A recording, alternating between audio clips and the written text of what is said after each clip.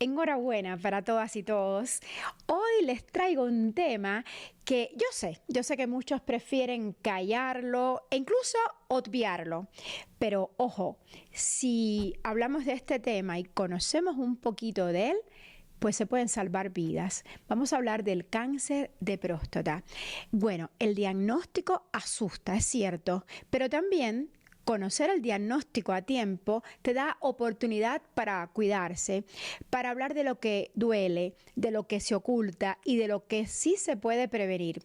Yo no sé si se puede prevenir, se lo vamos a preguntar a nuestro invitado. También le vamos a preguntar cómo enfrentar el cáncer de próstata, qué síntomas no debemos ignorar. Bueno, quédese con nosotros en Sanamente. El experto del que le hablo es el doctor Jorge López Vallejo Castro, cirujano urólogo mexicano, egresado del Centro Médico Nacional 20 de noviembre, un centro muy prestigioso. Y bueno, el doctor tiene una subespecialidad en cirugía endourológica en la Clínica Indisa de Santiago de Chile. Bienvenido, doctor Jorge López. Gracias. Qué gusto, por fin lo tenemos en el programa. Muchísimas gracias por la invitación. Saludo a todo tu auditorio y agradeciendo la oportunidad para poder compartir un tema muy importante para todos los hombres y que efectivamente, como tú lo dijiste previamente, es algo que no se habla tanto. Tal vez las generaciones previas eran más cerradas a este tema. Ahora son más abiertas. Ahora son más abiertos. Eso es una buena noticia. Exacto. Desafortunadamente en Latinoamérica sigue el tema del machismo. Así es. Y el hombre tiene que ser el fuerte, el hombre no le puede dar cáncer, o el hombre no le puede doler nada. No le puede doler, ¿no? Es indolente, es fuerte y muchas veces el diagnóstico de esta patología no es oportuno y desafortunadamente es las desagradable, consecuencias tal son vez. mortales y de una calidad de vida muy mala al final de la enfermedad. Doctor Jorge, ¿y con qué síntomas llegan los pacientes a su consulta? Normalmente ya cuando un paciente llega con síntomas de cáncer de próstata es que ya la enfermedad está muy avanzada. ¿Pero qué refieren? Por ejemplo, principalmente el paciente nos va a llegar con dificultad para la micción, o sea, para orinar, ¿no? Eso aquí es un tema un poco escabroso porque los hombres sin tener cáncer también pueden tener dificultad para orinar, pero por otra causa, que es la hiperplasia prostática benigna.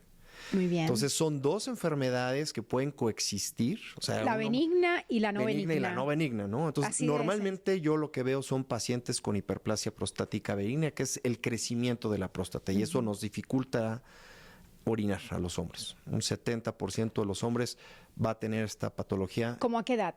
A partir de los 45 años ya empezamos con este problema los hombres. Pero se dice que a partir de los 40 ya hay que hacerse un examen de próstata. Esto es de la hiperplasia. A ver. Y junto con hiperplasia, ya a partir de los 45 años, yo digo que 40 años solamente si tenemos un antecedente familiar de cáncer de próstata. Es una buena aclaración. Definitivamente. Si tu papá, si tu abuelo, tu hermano, tu abuelo, tus tíos del lado paterno tuvieron cáncer de próstata, definitivamente. Ojo, hay que ir a hacerse un examen a los 40 años. A partir de los 40 años hay que acudir con el urólogo para que nos haga por lo menos un chequeo en sangre del antígeno prostático específico y darle un seguimiento por lo menos cada 2 años a partir de los 40 años.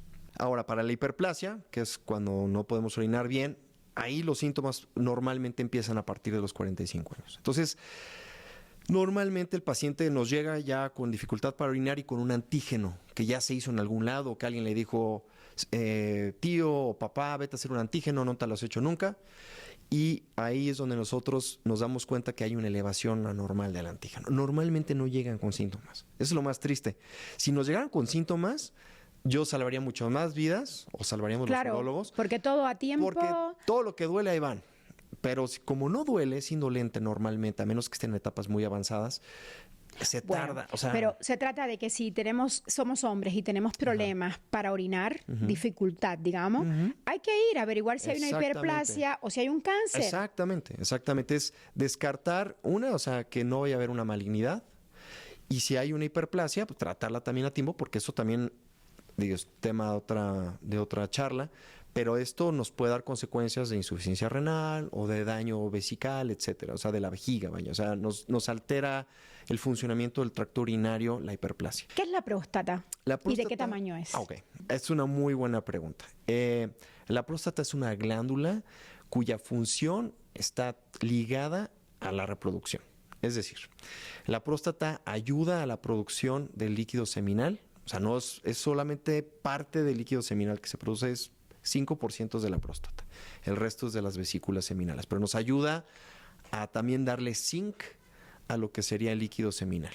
Y eso protege a los espermatozoides para que el líquido y los fluidos vaginales, que son ácidos, no alteren la función espermática. Esa es la función de la próstata. Es muy sencilla.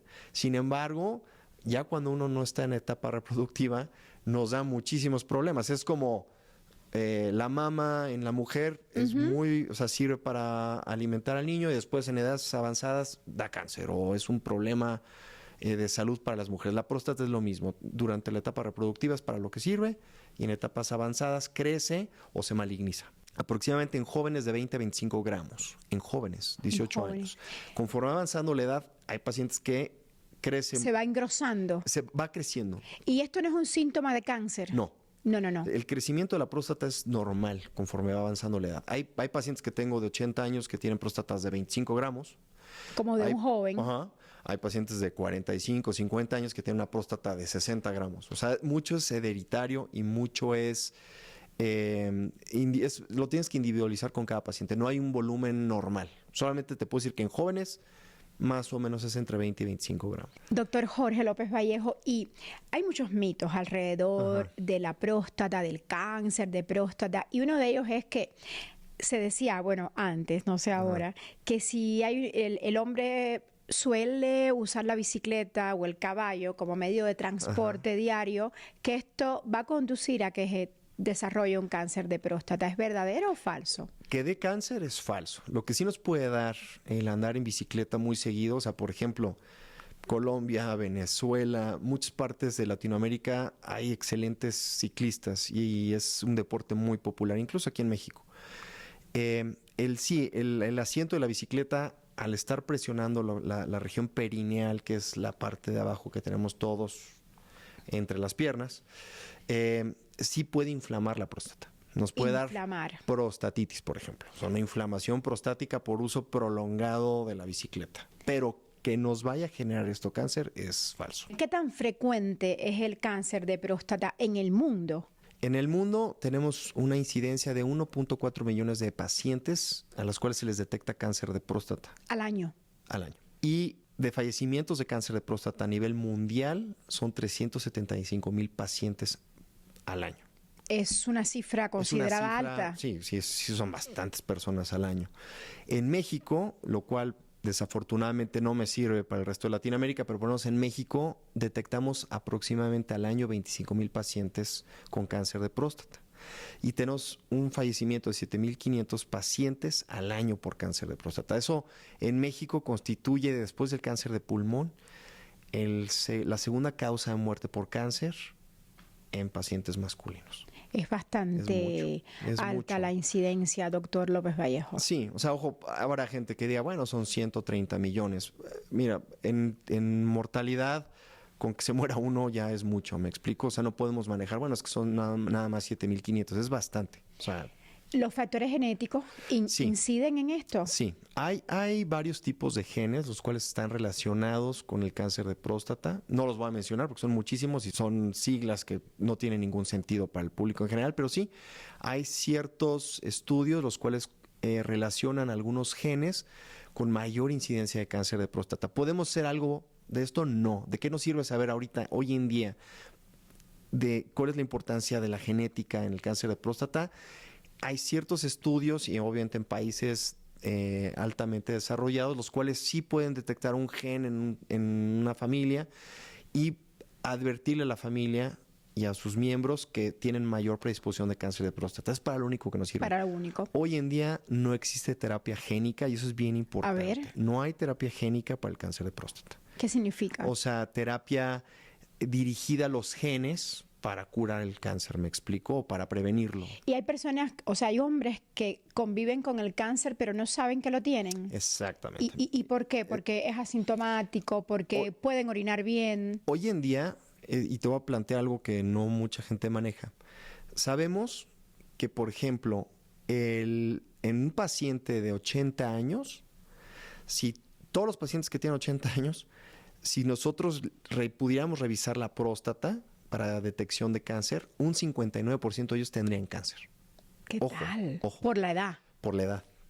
Ojo, lo que no sabemos es por qué en algunos pacientes ese cáncer se esparce y mata al paciente, y hay unos que pueden vivir toda su vida con el cáncer y se queda confinado a la próstata. Con la malignidad en la próstata Y no se va a y no morir hay de eso. recurrencia, O sea, ni hay metástasis. Exacto, nadie puede vivir con su cáncer. Hay pacientes que nunca se dieron cuenta que tenían cáncer y fallecieron con eso. Ojo, no estoy diciendo, bueno, pues no vayan al doctor.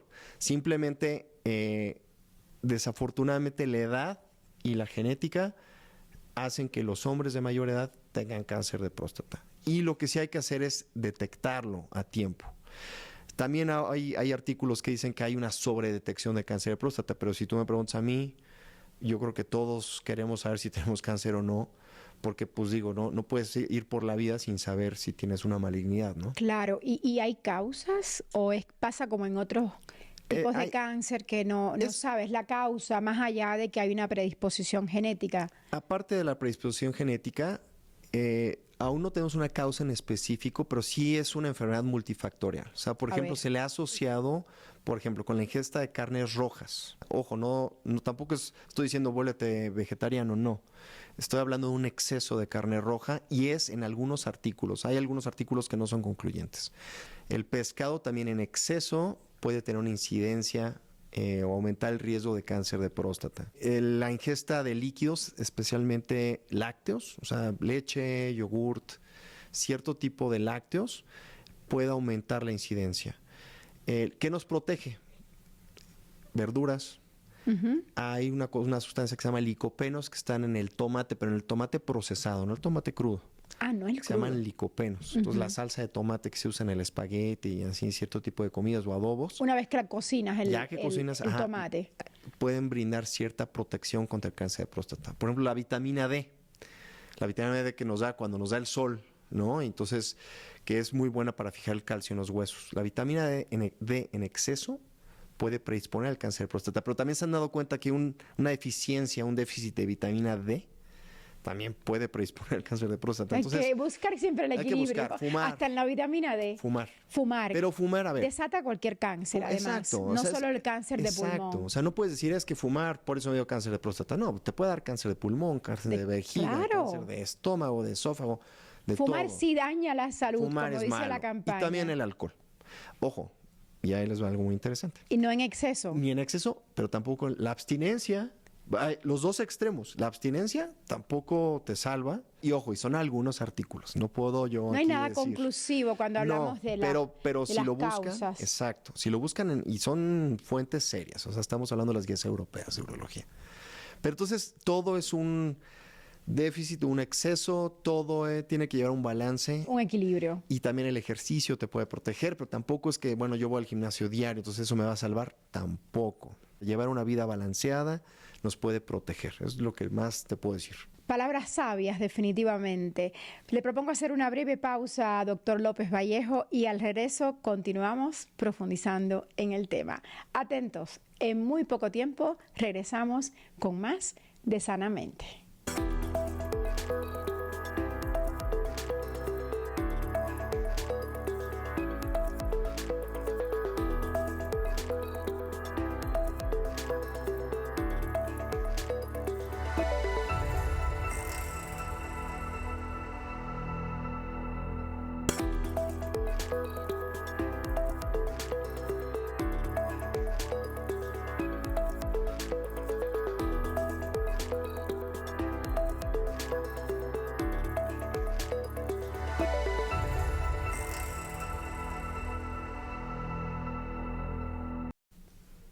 Estamos de vuelta hablando del cáncer de próstata con un experto, es el doctor Jorge López Vallejo Castro. Yo les recuerdo, es cirujano urólogo mexicano, egresado del Centro Médico Nacional 20 de Noviembre, un prestigioso centro que es público, Sí. además pertenece al ISSSTE. Doctor, a mí me gustaría saber, ¿por qué es tan importante este examen que siempre es definitorio para detectar o no el cáncer de próstata? Y me refiero al examen del tacto rectal, o sea, sí. por el recto. Sí, mira, obviamente es una prueba muy importante para nosotros. A los hombres no les gusta hacerse. Obviamente a ningún A hombre muchos no les gusta. no le gusta, pues, no es incómoda. Es incómodo, es un poco penoso y va en contra de, pues, de toda esta educación que tenemos más en algunos países, pues de que pues el hombre no puede tener este tipo de exámenes porque pues es perder su masculinidad, etcétera, ¿no? El estudio es muy sencillo. Hay que tocar la próstata. ¿Por qué se tiene que hacer vía rectal? Que esa es una pregunta Es la que no única hacen. vía para llegar a la próstata. Es la única manera que nosotros podemos tocarla, ¿no? O sea, palparla, vaya. Pero el doctor, el urólogo en este caso, entra por el recto a palparla, pero también se hace otro estudio, el ultrasonido, ¿o no? Sí, pero digamos que enfocándonos ahorita en lo del tacto, el ultrasonido es útil porque ahorita te explico, hay dos tipos de ultrasonido. Hay uno que es transrectal y uno que es abdominal. De las dos maneras podemos ver la próstata. Y bueno, el transrectal obviamente hay que meter un transductor a través del ano, pero eso es todavía más incómodo. Más doloroso, Sí, eso seguramente. sí es muy doloroso y porque es algo que es totalmente artificial, es rígido, me explico, es Pero la más prueba incómodo. definitiva es el tacto Nos ayuda. rectal. Sí, mira, si nosotros nada más hiciéramos tactos rectales, detectaríamos solamente el 18% de los cánceres. Interesante. Nada más, con el puro tacto. Teniendo un antígeno más el tacto, podemos incrementar exponencialmente el diagnóstico. Es decir, si nosotros tenemos un tacto rectal con un antígeno elevado, la sensibilidad diagnóstica aumenta significativamente. Lo que puede hacer un poquito más difícil es tener un antígeno, por ejemplo, el antígeno prostático, que es la prueba en sangre, tener un antígeno normal, o sea, dentro de los parámetros que se les considera normales, y un tacto rectal, ahí puede solamente detectar como el 30% de los cánceres. Entonces, ¿Cada cuánto tiempo hay que hacerse este examen? yo recomiendo hacer el tacto rectal a partir de los 45 años. O sea, a menos que, como habíamos platicado previamente, tengas Haya predisposición una genética. predisposición genética. Si no, es a partir de los 45 años. Incluso en algunos artículos se recomienda a partir de los 50 años. Yo, la verdad, con base a mi experiencia, sí recomiendo que sea a partir de los 45 y eso se complemente con un examen de sangre del antígeno prostático específico. Entonces, bien importante, no es tan molesto como lo pintan. Me ha tocado ver a muchos pacientes que dicen, no, es que mi urólogo no me hace a mí el tacto. Solamente ve mi antígeno y me dijo que no es necesario hacer el tacto. Pues es como ir al ginecólogo y que no te haga el Papa Nicolau. Exacto. Tú dirías, este ginecólogo Aquí no me falta está algo. revisando, ¿no? Claro. Es así de importante que cada urólogo sí tiene que hacer esa prueba diagnóstica porque es una manera que complementamos el diagnóstico y la revisión integral del paciente. Doctor López Vallejo, ¿y cómo usted como urólogo diagnostica el cáncer de próstata? Ok, como habíamos visto previamente, el tacto rectal es muy importante, el antígeno prostático que esté por arriba de los niveles estandarizados. Exacto. Entonces, sí los tengo que mencionar rápido. El antígeno prostático, los niveles que consideramos dentro de, entre comillas, normales son de 0 nanogramos por mililitro a 4 y de 4 nanogramos por mililitro por arriba ya se le considera como anormal o es la zona gris. Zona gris me refiero a que es como una zona medio indefinida y por arriba de 10 ya es altamente sugestivo de cáncer de próstata. Esto hablo del antígeno, que es la prueba sanguínea. Entonces, tacto rectal más la prueba sanguínea anormal, que es por arriba de 4. Algunos artículos mencionan que ya es arriba de 3, pero bueno, vamos a considerar que 4. Y si tenemos alta sospecha de que tiene cáncer el paciente, o sea, con base a estas pruebas que acabo de mencionar, que es el antígeno y el tacto, procedemos a realizar al paciente unas biopsias transrectales de próstata. Hay varios tipos de biopsias. La más común es la transrectal, hay también transperineal, pero digamos que la transrectal es, ahora sí, utilizando el ultrasonido transrectal. Sí se usa el ultrasonido de para preferencia. agarrar un pedacito de... Sí, son varias biopsias. Por lo menos se tienen que tomar 12 biopsias de la próstata en diferentes zonas. Tenemos un método estandarizado de qué zonas de la próstata se tienen que picar o tomar muestra. Y yo sí recomiendo que al paciente se le haga bajo sedación. Desafortunadamente, es doloroso. Sí, es doloroso. Y el simple hecho de introducir el aparato del ultrasonido a través del recto puede generar incluso un paro cardíaco. Entonces, sí hay que tener cuidado y hay que hacer la prueba bajo sedación, es mi recomendación. Obviamente, dependiendo luego el país y los recursos económicos que cuente el paciente. Y ya que se toman estas biopsias prostáticas, se mandan al patólogo y el patólogo, si hay cáncer, nos va a reportar el grado de malignidad del cáncer, que puede variar, es muy variable. Hay grados muy agresivos y hay grados menos agresivos. ¿Siempre llegamos a la cirugía o no? Esa es una muy buena pregunta. Nosotros clasificamos el cáncer con base a la malignidad o qué tan agresivo es en bajo riesgo, riesgo intermedio y riesgo alto. Y esto es más que nada el riesgo alto de que ya puede haber metástasis o recurrencia una vez que lo quitemos. Entonces, en los riesgos bajos y en los riesgos intermedios, la cirugía está indicada. No siempre está indicada. Por ejemplo, hay pacientes que ya son muy añosos, o sea, pacientes que ya tienen 75 años o 70 años para arriba. ¿Prefieres no operar? Que la verdad, si la sobrevida del paciente no es buena, es un paciente, digamos, que ya tiene 70, 75 años u 80 años, diabético, hipertenso. Con comorbilidades. Ya muchas comorbilidades, que la esperanza de vida es baja, pues es mejor no operarlo, porque no le vas a brindar realmente un beneficio. Puedes sobrellevar su caso con medicamentos o con radioterapia o algún otro tipo de tratamiento que nos puede evitar la cirugía. Pero, ¿esto afecta a la función sexual? Sí, por supuesto. O sea, tanto la cirugía Todos como los tratamientos.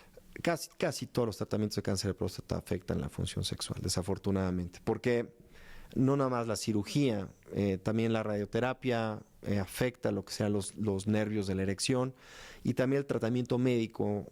La gran mayoría de los tratamientos médicos disminuyen los niveles de testosterona y obviamente esto genera disfunción eréctil y baja en la libido, y etcétera. O sea, desafortunadamente casi todos los tratamientos afectan la libido. ¿Es verdadero o falso que los hombres que tienen problemas de disfunción eréctil van a tener cáncer de próstata en algún momento de su vida por falta de eyaculación? Sí hay artículos los cuales mencionan que cuando hay una inflamación prostática de origen bacteriano, una prostatitis, no lo de la bicicleta que habíamos platicado, o sea, una prostatitis bacteriana crónica sí puede generar cáncer. Entonces, cuando hay una infección bacteriana en la próstata crónica, que muchos hombres la tienen, y esta prostatitis crónica a lo largo de la vida generan radicales libres, que son lo que hemos visto que oxida. Exacto, y dañan las células, y a la larga esta prostatitis crónica puede generar cáncer. Entonces, el eyacular ayudas a sacar estos radicales libres y puedes disminuir